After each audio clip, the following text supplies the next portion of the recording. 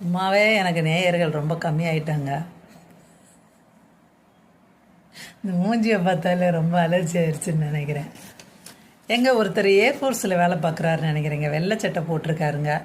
அவர் ஃபோட்டோவை கூட நான் போட்டு மாங்காய் அப்படின்னு போட்டிருந்தேன். ஆனால் இவங்கெல்லாம் ரொம்ப சமத்தானவங்க. ரொம்ப சுத்தமான தமிழில் ஒரு 40 விஷயம் கொடுத்துருக்காங்க. 8-10 மாணவர்கள் இந்த விடுமுறையை எப்படி கழிக்கணும்ட்டு. இதில் வந்து ஒரு 5 விஷயம் கூட நம்ம செய்ய முடியாது. நீச்சல் வேணா ஓகே அப்படின்னு சொல்லலாம். செடி வளர்ப்பு கொடி வளர்ப்புலாம் ஒரு மாதத்துக்குள்ளே அதுங்களை கொண்டு போக முடியாது. ஆல்ரெடி அதுங்களுக்கு நிறைய ப்ரெஷர் பள்ளிக்கூடத்தில் இருந்திருக்கு. அதுலேருந்து ஒரு ரிலீஃபுக்கு தான் அந்த லீவ் விட்றாங்க. இந்த லீவ் முழுக்க முழுக்க அந்த குழந்தைங்களுக்கானது. அதுவும் வளரிளம் பருவம். அவங்களோட பருவம் என்ன பருவம்னா வளரிளம் பருவம். அந்த வளரிளம் பருவத்தில் அவங்களே நிறைய குழப்பத்தில் உட்காந்துக்கிட்டு இருப்பாங்க. இதில் நம்ம வேறு டார்ச்சர் கொடுக்கக்கூடாது. அப்புறம் இப்பயே பெற்றவங்களை பிடிக்காமல் போயிடும். அதனால் அதை பற்றி தான் நான் லைவில் வந்து பேசினேன். நெட்வொர்க் சரியில்லைங்க. அதில் வந்து நிறையா சொல்லிட்டேன். கடைசியாக சொல்லாமல் விட்டது என்னென்னா, உடல் ஊனமுற்றோரை கிண்டல் செய்யக்கூடாது அப்படின்னு போட்டிருக்கு. அது உடல் ஊனமுற்றோர் சொல்லக்கூடாது, மாற்றுத்திறனாளி அப்படின்னு சொல்லணும். நான் கூட அன்றைக்கி வாய் வார்த்தை வேறு ஏதோ பேசும்போது ஒரு வார்த்தை யூஸ் பண்ணேன். ஐயோ அப்படின்னு நினச்சேன். அது லைவில் பேசிட்டேன்னு நினைக்கிறேன். ஒன்றும் செய்ய முடியல. லைவ்லேயே இல்லை, ஏதோ ஒன்று இதில் போயிடுச்சு. குட்டியோண்டு வார்த்தை. அது சம்மந்தம் இல்லாத வார்த்தை, அவங்கள குறிக்கிற வார்த்தை இல்லை.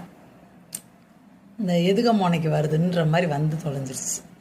அதனால் உடல் ஊனமுற்றோர்ன்ற ஒரு வார்த்தையே இல்லை, அதெல்லாம் நீக்கிட்டாங்க. மாற்றுத்திறனாளி அப்படின்ற வார்த்தை தான் சரியான வார்த்தை. கோயில் பந்தியில் உணவு பரிமாறுறதுக்கு அவங்கள பழக்கம் பண்ணுமா. கோயில் இல்லை ஏதாவது விசேஷ பந்தி இதிலலாம்.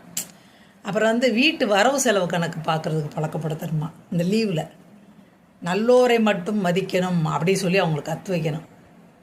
கெட்டவங்கள மதிக்காது. கெட்டவங்கன்னு நம்ம யாரை சொல்கிறது? கெட்டவங்கன்னு யாரையா சொல்கிறது?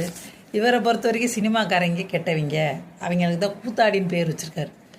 என்ன இன்டிசென்ட் வேலைன்னு தெரில. கூத்தாடின்றது நல்ல வார்த்தை, தமிழ் வார்த்தை. ஆனால் அது இலக்காரமாக சொல்ல வேண்டிய அவசியம் இல்லை. பழைய காலத்தில் கூத்து தான், தெருக்கூத்து அப்படின்னு ஒன்று தான் இருந்துச்சு. அதோட நீட்சி தான் இப்போ நடிகர்கள் அப்படி ஆயிருக்காங்க. ஆக்டர்ஸ் அப்படின்னு சொல்கிறோம் நம்ம. அப்பயும் நடிகர்கள் தான். அந்த இப்போ நம்ம சினிமா சொல்கிறோம், அப்போ தெருக்கூத்துன்னு சொல்லிக்கிட்டு இருந்தாங்க. கூத்தாடிகள்ன்றது கெட்ட வார்த்தை இல்லை. ஆனால் ஒருத்தவங்களை வந்து இழிவு செய்யணுன்றக்காட்டி பயன்படுத்தும் போது அது வந்து தேவையற்ற வார்த்தை. ஒரு படித்த மனிதர் மாதிரி இருக்க வேண்டியவர் இந்த மாதிரி பயன்படுத்தணும்னு அவசியம் இல்லை. பளிச்சுன்னு தெரியுது இவங்கெல்லாம் யார் அப்படின்ட்டு. இந்த விடுமுறையை உங்களுக்கும் உங்கள் பிள்ளைங்களுக்குமான அந்த இடைவெளியை குறைக்கிறதுக்கு முயற்சி பண்ணுங்கள். அவங்களுக்காக இந்த பொழுதை கழிங்க.